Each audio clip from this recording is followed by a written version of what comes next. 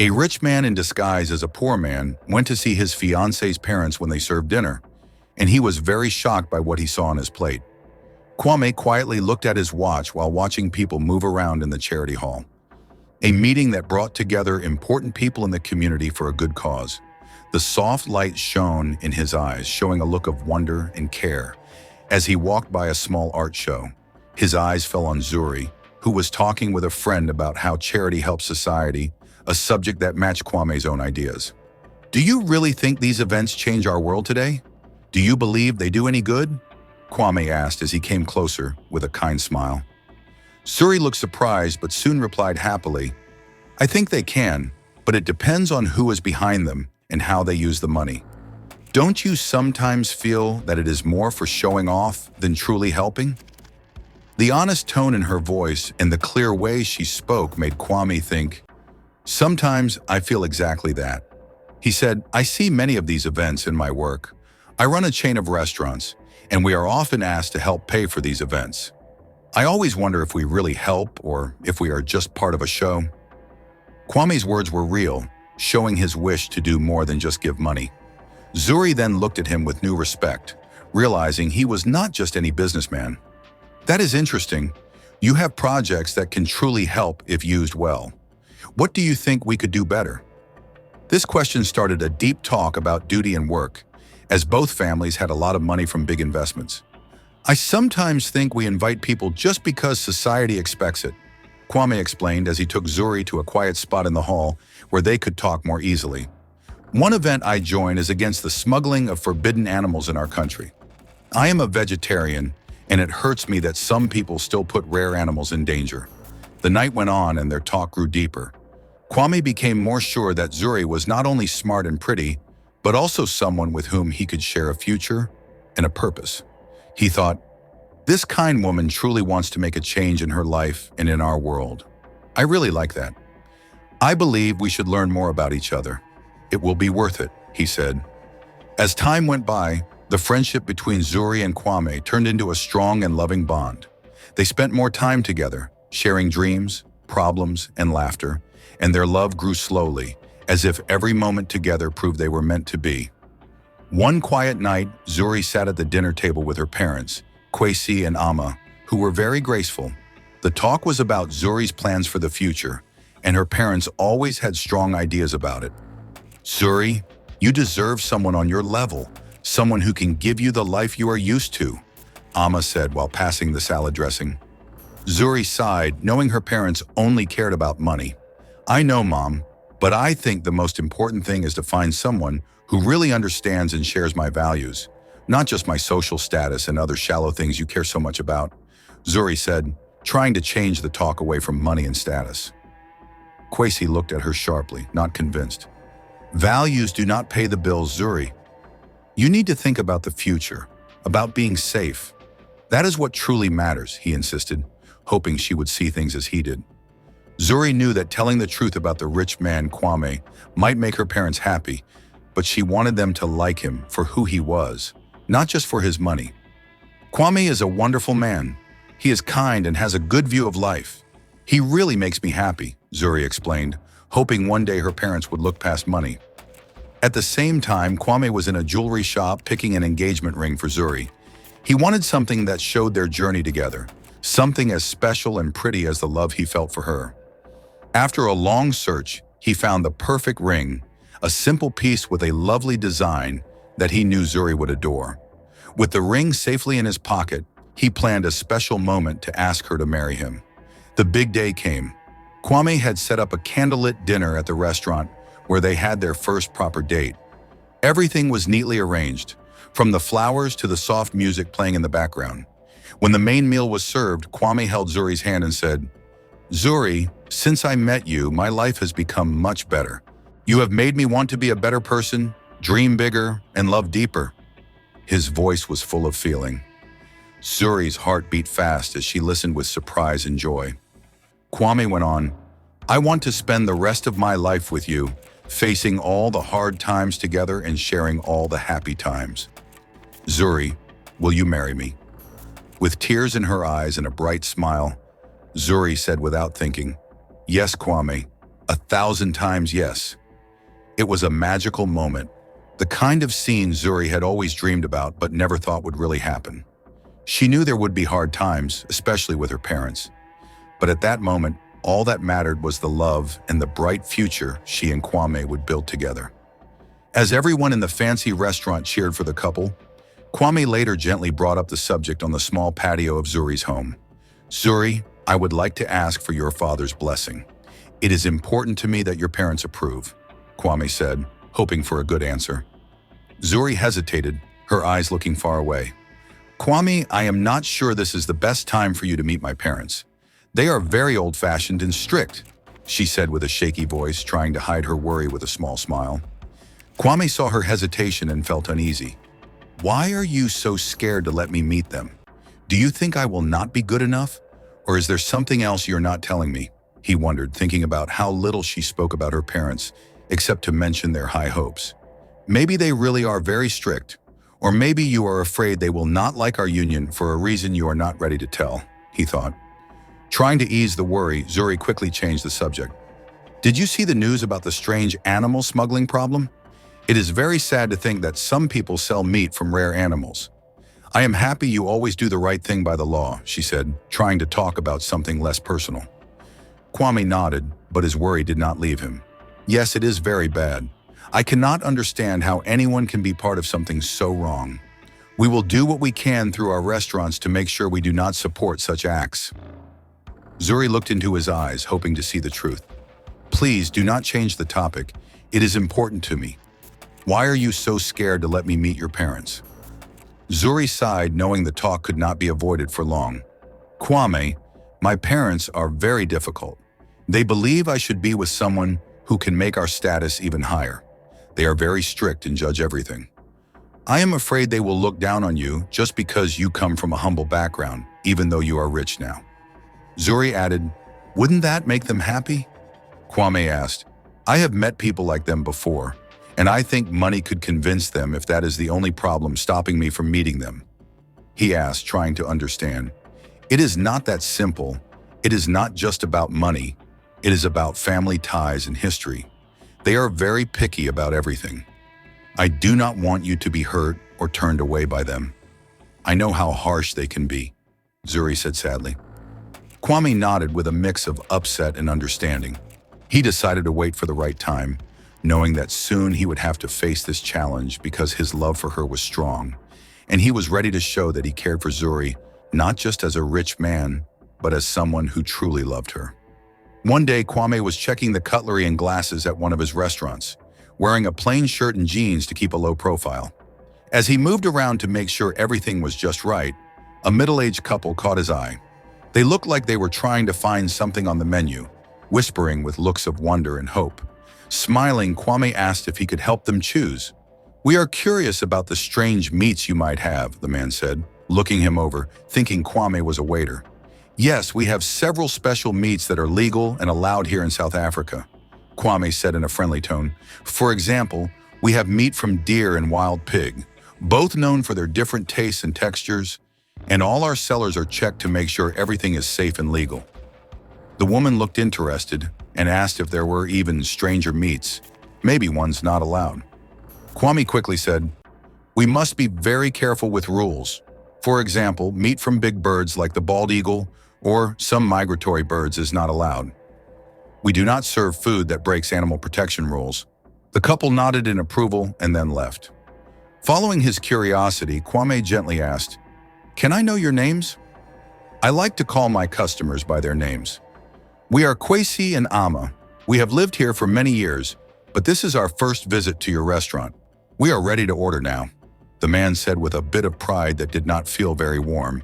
Hearing their names made Kwame wonder if they might be Zuri's parents, as the names matched, and he felt a mix of surprise and caution. Ama confirmed, "Yes, we are her parents." "How did you know? Why are people talking about us?" "I hope you treat our daughter well if you are really close to her." Taking a deep breath, Kwame said, "I am sorry for the mix-up. I did not mean to cause any trouble. I am Kwame. I work with food, and more importantly, I am Zuri's fiancé. I would like us to have dinner together so we can officially get to know each other."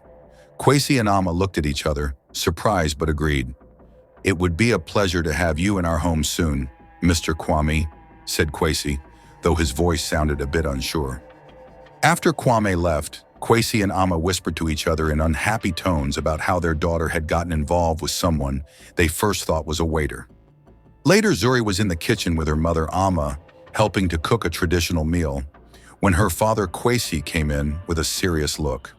"Zuri, we need to talk about something important," he said, pulling out a chair to sit with her. Amma stopped what she was doing, wiping her hands on her apron with a worried look. "What is it, Dad? You do not usually act like this," Zuri asked, feeling a tight knot in her stomach, knowing the talk would be more serious than usual. Kwesi sighed and chose his words carefully, his anger clear. "Today when we visited one of the restaurants, we met Kwame. He told us he worked there, and even more surprisingly, that he is your fiancé. Zuri, why did we have to learn about your engagement this way? Why did you hide it from us?" Zuri felt the weight of her father's words. She had been scared to tell her parents about her engagement, fearing this reaction. "I was trying to find the right time to tell you. I wanted you to know Kwame better and see how kind he is before you judged him," she said, her voice shaking.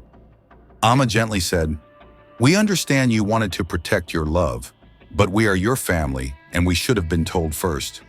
This surprise makes us feel bad." Zuri lowered her head, feeling torn between her love for Kwame and respect for her parents. "I understand, and I am sorry. It will not happen again. He proposed to me in a kind way," she said. Kwesi, still unhappy but deciding to move on, said, "Since he invited us to dinner, I will take charge of the food. I want everything to be perfect." And he left the kitchen with Amma and Zuri. Then Kwesi went to the basement where he kept a special freezer for selected meats. He looked through it until he found the meat he wanted. Packages of exotic meat he sometimes got through secret deals. "This will show our special taste," he muttered with a sly smile, thinking, "Let us see if he can tell what these are. It will teach him a lesson." With the meat in hand, Kwesi went back upstairs to prepare a dinner he thought would be unforgettable, not knowing it might cause a big problem. Soon Kwame arrived at Zuri's home, dressed simply in a light cotton shirt and pants, which was very different from the fancy style expected by her parents. Zuri, clearly worried, opened the door and was confused to see him. "Kwame, why are you dressed like this for dinner with my parents? They are very strict and expect fancy clothes, and I did not even know about this dinner," she said with concern, looking at his plain clothes. Kwame smiled softly and put his hand on her shoulder.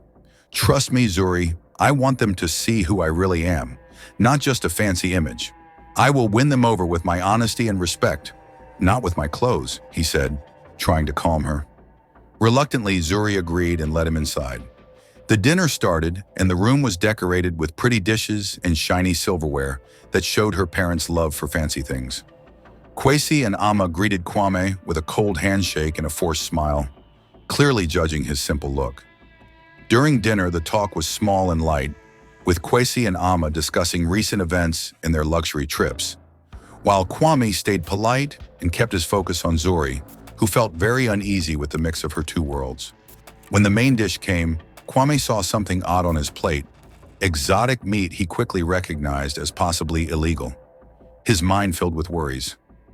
"This looks like meat from protected animals that I learned about. How did they get here? Could they be doing smuggling?" he thought, feeling scared that his future in-laws might be part of something very bad. Even so, he stayed calm and moved the meat to the side of his plate as he ate the other food. As he ate, he felt heavier with every bite, noticing he did not touch the meat. Finally, Kwesi broke the silence. "Kwame, I saw you did not eat the meat. Is something wrong? With your experience, I thought you would enjoy our special choices and try to guess what this piece is," he said in a challenging yet curious tone. "Oh yes, about that," Kwame answered slowly. "I do know a lot about meat, but I have recently become a vegetarian for my health and for what is right." Amma raised an eyebrow in surprise, asking, "That is interesting. How do you know so much about meat if you do not eat it?" The question hung in the air, and Kwame chose his words simply. "The more I learn about meat, the more I feel that being a vegetarian makes sense for me. It is very personal." As dinner ended, The room was still filled with a mix of formal talk and unspoken worries. Kwame left with a polite handshake and a smile that barely hid his concern. Zuri walked him to the door and asked, "Kwame, are you okay? You seem quiet after the main meal." I did not expect the person who set up this dinner to be so silent in front of my parents. Zuri, I know this sounds odd, but I believe the meat at dinner might be smuggled. Some of that meat is not only exotic, but also illegal in our country, Kwame said. Zuri looked at him with wide eyes, surprised. Kwame, that cannot be. My parents have worked against smuggling for many years. They give a lot to groups that protect wildlife. You must be mistaken, she said firmly, trying to reassure him. I understand it seems unlikely, but something is not right. I will do whatever it takes to prove my point. If I am wrong, I promise I will say sorry and never bring it up again, Kwame said with strong determination. Zuri simply nodded and said, Okay, Kwame, do what you must, but do not make it too dangerous, as she closed the door and watched him leave, feeling both worried and unsure. Meanwhile, in the kitchen, Kwesi and Amma talked about the dinner. I think the dinner went well, even though Kwame's diet surprised him. He looked shocked by our dish, Amma said as she collected the plates. Kwesi chuckled quietly. Yes, though I would have loved to see his face if he knew what was really on his plate. I served a rare kind of meat, one from an endangered animal, but our suppliers can bring almost anything. Amma looked around to be sure no one heard her and added, And what about the rare meat we got last week? Many of those animals died during transport. Our shippers are watched by the police, so they are safe at our secret place. Our friends in Asia still supply us, and the demand grows. This smuggling business is making more money than any charity we give to hide our real work. Their talk made it clear that even though they seemed to care for animals, Kwesi and Amma were secretly part of a smuggling plan, using their power and money to cover up their true work. In the days after dinner, Kwame became very focused on finding out the truth about Zuri's parents' strange actions. He spent many hours in his small office, looking at papers and maps, searching for clues about smuggling paths and secret animal storage spots. His worry was clear. Every clue was checked carefully for proof. Seeing this, Zuri found him one afternoon surrounded by papers and photos from above of a faraway area that he thought might be a smuggling spot. Kwame, this has gone too far, she said sadly. You are letting this take over your life. Please think about what you are doing. My parents are not criminals. You are putting yourself in danger for something that is not true. Kwame looked at her with tired eyes but stayed firm. Zuri, I found a place that might be the key. It is a lonely area with records of strange actions near Old Lost Nile Road. I need to see it up close. No, Kwame, you do not need to go, Zuri shouted, her voice filled with worry and fear. It is dangerous, and what if you get hurt? I cannot lose you because of a wrong guess. Please promise me you will stay safe. Seeing the real fear in her eyes, Kwame promised. Okay, I promise I will not go. I will not do anything to worry you, even though a small part of me wants to know more. At the same time, in a hidden shed deep in a thick forest, Kwesi and Amma went to a secret place where rare animals were kept before being sold in a hidden market. The place was big and hidden under many trees, with many cages holding everything from rare birds to strange mammals. We must keep everything under control, especially now that Kwame is asking questions, Kwesi said as he looked around carefully. He is smarter than we thought. Amma, standing next to him, watched some small caged animals and said, It is a pity that Zuri got involved with someone as curious as that man. We must keep this secret from her, for her sake and ours. She must not know. Kwesi agreed. Her not knowing about our work has been a blessing, and for Kwame, we must distract him. Maybe it is time to use our friends to calm his worries for good. They walked through the site, talking about the work they did every day, and how to stop Kwame from finding out the truth. Every step among the quiet animals reminded them how much was at risk and how far they would go to protect what they built. Driven by his need for truth, Kwame ignored Zuri's pleas and decided to go to the strange place alone. Before leaving, he packed his things carefully, a simple camera, a small recorder, and his phone with extra batteries. He wore dark, strong clothes so no one would notice him, and so he could walk through rough land. His heart beat fast as he drove to the address he had found. When he arrived, Kwame parked far away and walked on foot, hiding behind thick bushes. The place was quiet, but he could see some work being done in the soft evening light. From a distance, he saw Kwesi and Amma watching large boxes being loaded into a truck. Without waiting, he started recording everything, making sure he got every small detail. "Kwesi, Amma, how can you live with your lies? You are cheats and liars," Kwame shouted, hiding but making sure his voice was heard. "This will all end soon. Zuri will know who you really are, and she will be very sad and angry at your deeds." Hearing his voice, Kwesi and Amma looked shocked and quickly signaled to some strong men nearby. In a few minutes, Kwame was caught and put into a large cage that once held rare animals. Feeling scared, Kwame saw them come close. "What will you do with me now?" "Zuri will notice I am gone and come looking for me," he asked, trying to stay calm. Kwesi said coldly, "We have not decided yet. Maybe we will keep you until we ask for money, or even make you work for us. There are many choices and we have many plans." All over the city, Zuri raced in her car to the place Kwame had mentioned. When she arrived, her car slid on the gravel as she braked hard. She got out quickly, her breathing fast, and her eyes looked everywhere for a sign of Kwame. As she reached the shed, Kwesi and Amma, who had seen her on their cameras, came out with forced calm looks. "Zuri, why are you here?" Amma asked, trying not to sound upset. "I came to get something I forgot. But why are you here? You said you were at home, and I heard this place is not safe. With bad news about smuggling," Zuri asked quickly, her words full of doubt. "We are only checking this shed, which the city is selling after a big police search. Nothing more. We are thinking of buying it for our charity work," Kwesi said in a vague way. "Then why did you lie about being at home? And why are you in a place with so many smuggling stories? And why did Kwame call my name during our call, Dad? Where is he?" Zuri's questions were sharp. Her parents looked at each other, nervous and unable to give clear answers. Then a faraway shout broke the quiet, Kwame calling for Zuri. Without waiting, she ran toward the sound. Her parents hesitated, but she found Kwame in a cage, tears in his eyes and hands shaking. She quickly opened the cage and Kwame stepped out. Their eyes met, both happy to be together again, though still tense. Kwesi and Amma then came closer, complaining about her getting involved. "You should not have come here, Zuri.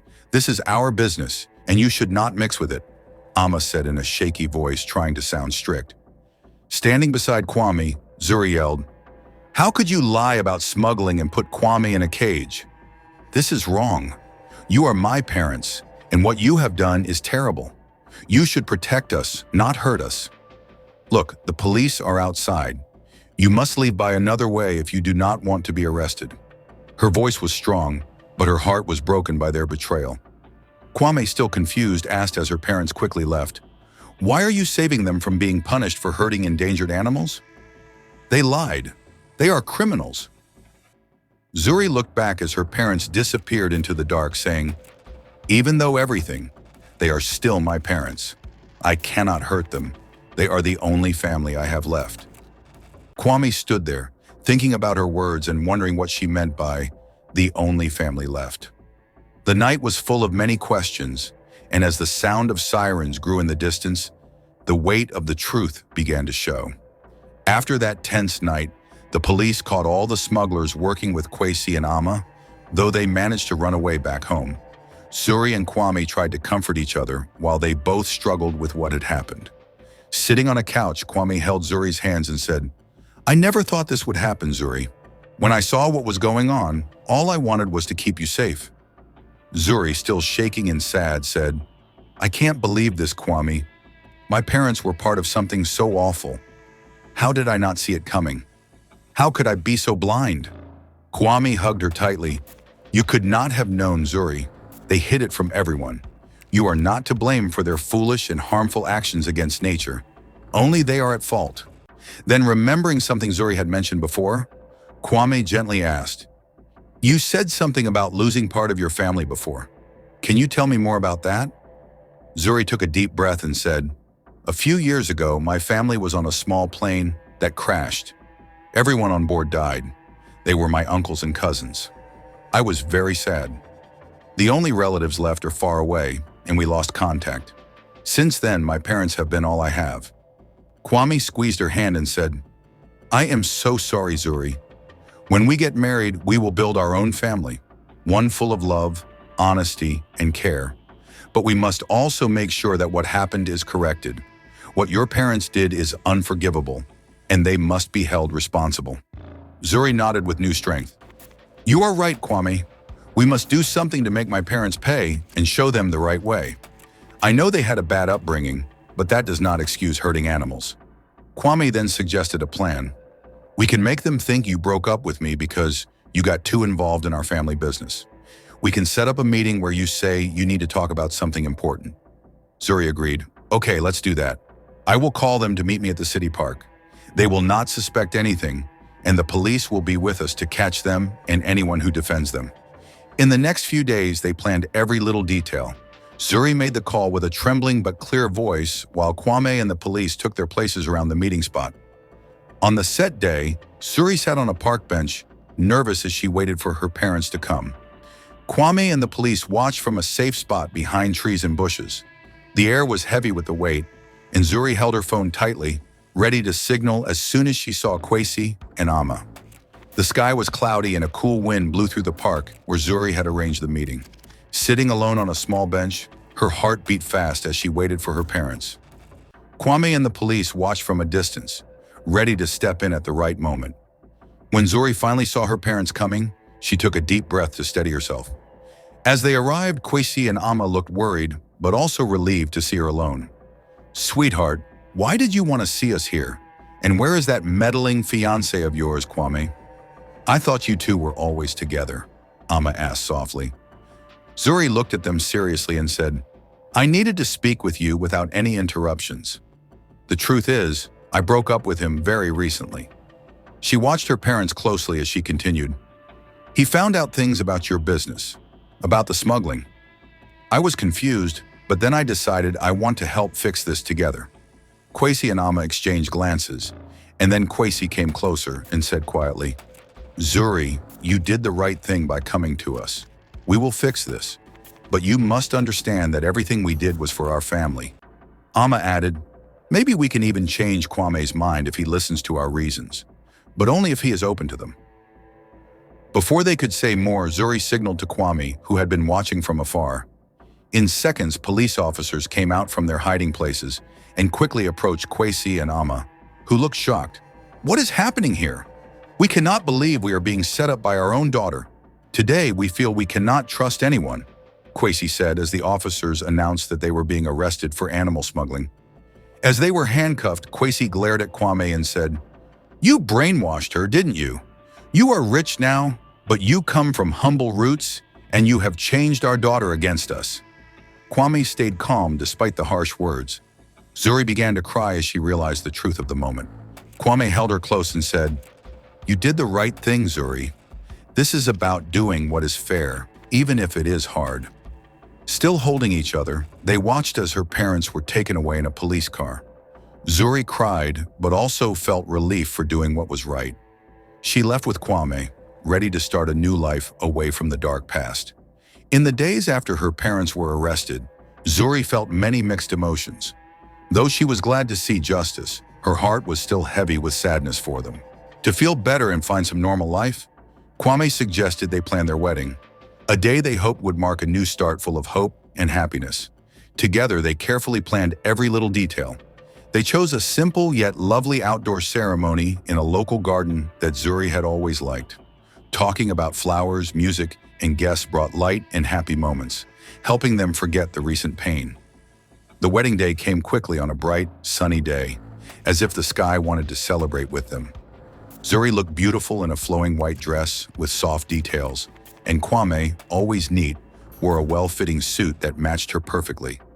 The small ceremony was held with close friends and family who loved them, and they shared sincere promises of love, loyalty, and a shared future, no matter what came next. After the ceremony, while guests enjoyed the party, Kwame and Zuri found a quiet moment under an old tree to talk. "Zuri, even after all this, I feel like our hard times have made us stronger and brought us closer," Kwame said as he held her hand. Zuri rested her head on his shoulder and said, Yes, and even though we feel pain, we have found our own way to be fair. Now we must focus on our future and build the family we have always dreamed of." With a shy smile, Zuri added, "And speaking of family, I learned something yesterday that will change our lives even more." Kwame looked at her with curiosity and asked, "What is it?" "I do not like to wait for surprises, especially after all we have been through." "I am pregnant, Kwame. We are going to have a baby, our own child, even though we do not know if it is a boy or a girl," Zuri said happily but a bit nervously. Kwame's eyes shone with joy as he pulled her into a tight hug and said, "This is amazing, Zuri. I could not be happier. We are going to be parents." After all the hard times that led to her parents' arrest, Zuri found herself at a turning point. Even though the pain of family betrayal was deep, she knew she must not let her parents' mistakes decide her future. With strong determination, she decided to cut ties with the past and begin a new chapter, focused on healing and helping others. Inspired by Kwame's steady support, Zuri started working on community projects, especially those that protected nature and helped hurt animals, as a way to fix the harm caused by her parents. She became active in several groups, using her own experience and money to make a difference. Kwame stood by her, offering not just money but also his time and care. Together, they joined in campaigns to raise awareness, helped collect funds, and worked at animal shelters. As Zuri became more involved in her community, she felt she was changing her family's bad image into one of kindness and care. She did not seek praise, only the peace of knowing she was doing what was right. Meanwhile, in prison, Kwesi and Amma faced the results of their actions. Separated from their rich life and forced to face the truth, they had many moments of regret. At first, they were angry and blamed Kwame for their troubles. But over time, they began to see their mistakes and joined programs to learn about good behavior and responsibility, hoping one day to make peace with their daughter. Back with Kwame and Zuri, they prepared for a big fundraising event for a new animal shelter they were helping to build. The event was a celebration of progress and new beginnings, showing their journey of growing and working for a cause bigger than themselves. On the night of the event, as guests arrived, Zuri looked at Kwame with love and gratitude in her eyes and said, "Without you, I would not have been able to get through all this. You showed me what true love means, not just for one person, but for the whole community." Kwame held her hand and replied with a warm smile, "And you taught me the strength of forgiveness and starting over. Together we are building something that will last a long time." The event was a great success, with more money raised than expected. As night fell and soft music played, Kwame and Zuri danced together, feeling lighthearted and happy, knowing their future was bright not only for them, but for everyone around them.